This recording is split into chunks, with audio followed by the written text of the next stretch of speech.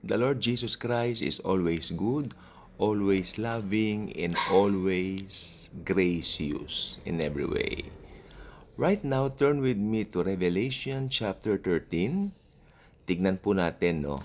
Tignan po natin mabuti at maigi, no? Sapagkat ako ay naniniwala po, approaching na po talaga ang second coming ni Lord Jesus Christ.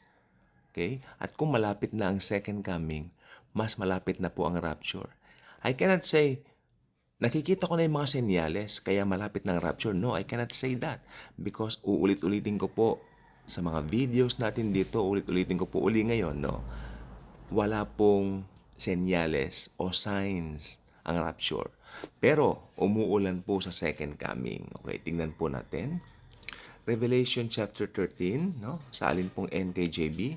Then I stood on the sand of the sea, and I saw a beast rising up out of the sea, having 7 heads and 10 horns, and on his horns 10 crowns, and on his heads a blasphemous name. Now the beast which I saw was like a leopard. His feet were like the feet of a bear, and his mouth like the mouth of a lion. The dragon gave him the power. Tignan niyo yan. The dragon gave him his power, his throne, and great authority. So may pinagmulan pala kay Satanas galing yon, no? Yung kanyang power, hindi kili-kili power, ha? His power, his throne, and great authority. Tapos susunod, and I saw one of his heads as if it had been mortally wounded rather, and his deadly wound was healed. Siya po pala ay nasugatan, at ang sabi ng Bible, ito ay gumaling.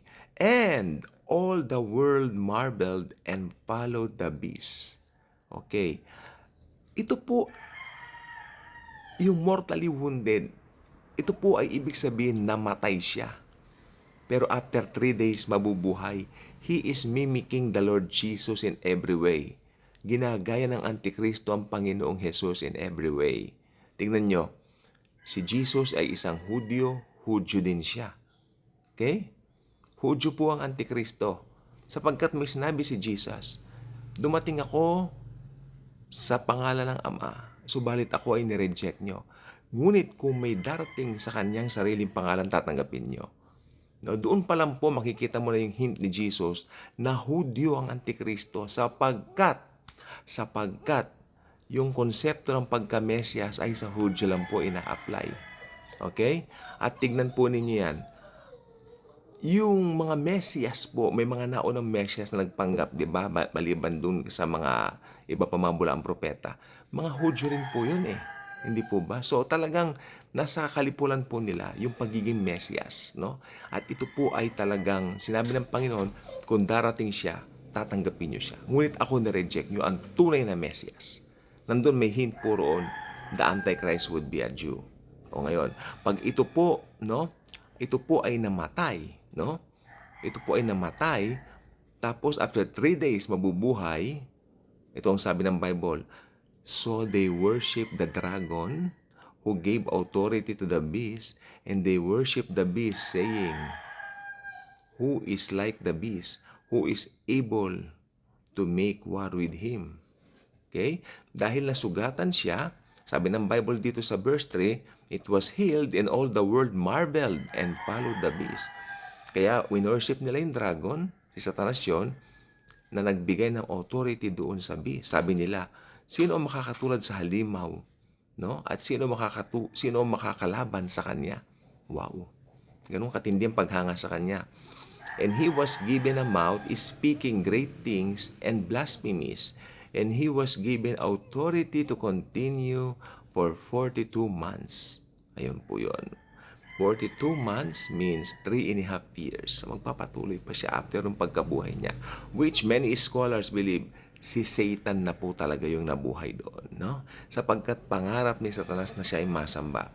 It was granted to him to make war with the saints and to overcome them. And authority was given him over every tribe, tongue, and nation. All who dwell on the earth will worship him. Makinig pong bote. whose names have not been written in the book of life of the Lamb, is slain from the foundation of the world. Yung mga tatanggap pala ng tatak ng halimaw, ito yung mga talagang ever since. Kasi malalim po ang Panginoong Hesus, malalim ang Diyos. So hindi natin alam kung bakit hindi sila pinili, no? Ba't hindi nakasulat ang pangalan nila? Malalim po yan. Huwag natin pakialaman yung mga bagay na para sa Diyos. Pero ang sabi lang po ng Bible dito, yung mga hindi nakasulat ang pangalan sa Lamb's Book of Life, sila ang magpapatatak. Ibig sabihin pala, ever since talaga, mga nakatakda silang mapahamak. Ano? Ibig sabihin, napakalalim po ng Panginoon. Kaya ako I believe na talagang may mga pinili na ang Panginoon ever since pa lang. At kung pinili ka, magpasalamat ka sa Panginoon. We are predestined to reign with Jesus forever. Hallelujah. Tingnan nyo, all who dwell on the earth will worship Him, whose names have not been written in the book of life. Yung mga magpapatatak, yung mga magpapakontrol, tandaan nyo, ang role ng Antichrist na mahalaga dito, tingnan natin mabuti, ay ang kontrolin ng buong mundo. Kontrolin ng buong mundo. Hahanga sa kanya yung mga kababayan niyang Hudyo dahil matatayo ang third temple. Hahanga rin ang bala na ang buong mundo dahil sa taglay niyang talino. So, ayan na po. Nagkaroon na po siya ng tinatawag na control. At meron po siyang best friend, ang false prophet. Ang false prophet po, tandaan nyo, siya ang nagtatatak. Siya ang namimilit, no? Siya ang nagpapaulan ng apoy. No, marami siyang tactic ang false prophet na yan. Tandem po sila. Sila po yung unholy trinity na binabanggit. Ang unholy trinity po si Satan, the Antichrist, and the false prophet. Alam naman natin yung original na trinity. God the Father, God the Son, and God the Holy Spirit. Amen. No? Our God is 3 in 1. At yan ay ginagaya rin ni Satanas. Okay? Sabi niya rito, if anyone has an ear, let him hear. He who leads into captivity shall go into captivity. He who kills with the sword must be killed with the sword. Here is the patience of the faith of the saints, the beast from the earth. Then I saw another beast coming up out of the earth. Ito po yung ito na po yung another beast. Ito po yung false prophet. At hindi naman po yan ang topic natin, no? So, ang topic po talaga natin dito ay yung Antichrist. No? Nasugatan po siya. Ayun po ang pinaka-turning point ng lahat. Nasugatan siya. Then after that, nabuhay siya. Si Satan na po yun. Doon na po niya ipapasok. Doon na po siya mag-ano ng power. Doon na po siya magdi-demand. No? May power siya to demand na matataka ng lahat. Pero yung false prophet po ang namimilit. Nagpapaulan ng apoy, katakot-takot na mga milagro ang gagawin nito. No? At ituturo niya lahat sa halimaw. Sa original na halimaw. Doon sa Antichrist. Okay? So, yung false prophet, Hudyo rin po yun. So, tandem po sila talaga. Pareho silang Jew. Mga Jew po sila. Kasi ang pinakamatinding batayan po talaga rito, yung tribu ni Dan. Bakit nung bandang huli hindi na po siya nabanggit? Ano po? Hindi na po nabanggit. So, doon pa lang po ay may hint na po. No? Malakas po ang argumento doon. So, gusto ko lang po sabihin, no?